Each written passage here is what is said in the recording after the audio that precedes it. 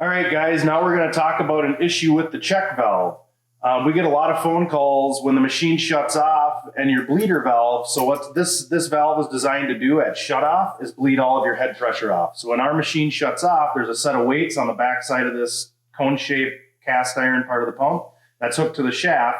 It's a centrifugal unloader. So when it spins, the weights open, pull a pin off the bleeder valve. When it stops spinning, it shuts and pushes on that bleeder valve, guaranteeing you're going to start without load every single time with my pump.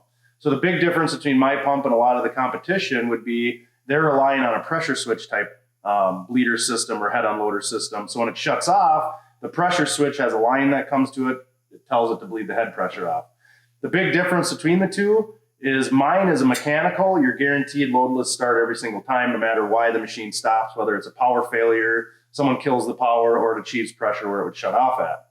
The issue with the pressure switch type, let's say there's a power failure or someone kills the pressure before that pressure switch would achieve the pressure of shut off and send the signal to bleed the head pressure off, it's not going to do it in that instance. So when the power comes back on, or someone turns the power back on the next day, if they killed the breaker before it achieved pressure to shut itself off at, it's going to start against load and you have a high potential to damage or even wreck your electric motor. Where with our pumps, you're guaranteed loadless start every single time because it's mechanical. There should be no reason those weights don't close with the centrifugal force of the pump stopping. We get a lot of calls where when it shuts off, air keeps bleeding out of this bleeder valve after shut off and you lose tank pressure, causing the machine to come back on. The issue is actually your in-tank check valve. And I'll grab one here in a second to show you what they look like. But the in-tank check valve's sole purpose is to hold tank pressure in after the machine shuts off. And the sole purpose of this bleeder valve is to bleed everything from the check valve up through the head off after shut off so you're not starting against that load. So again, it's really easy to determine if you're losing tank pressure, you know your in-tank check valve is actually the culprit. And this is doing exactly like it should because it's designed to bleed everything from the check valve up out after shut off. So if it keeps bleeding tank pressure, you know it's actually your in-tank check valve, and this valve is doing exactly what it should. I'm going to go grab a check valve and show you guys what they look like, how they move in seat, and how you can inspect them and diagnose what a check valve issue is. So here's an in-tank check valve. You know, there's mainly two types that people use, one with a compression fitting on top or one that's pipe thread.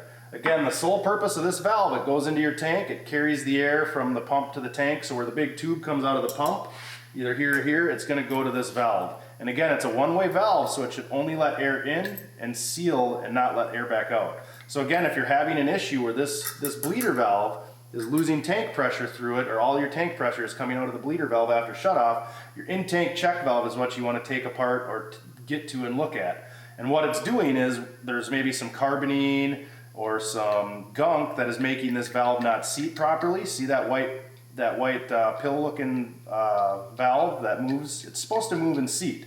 So if it's stuck open or there's debris not letting it seat, your tank pressure will bleed out and come out this bleeder valve, and it'll cause your compressor to start and stop, which you don't want. It's hard on the machine, it's hard on your electric bill, it's hard on everything.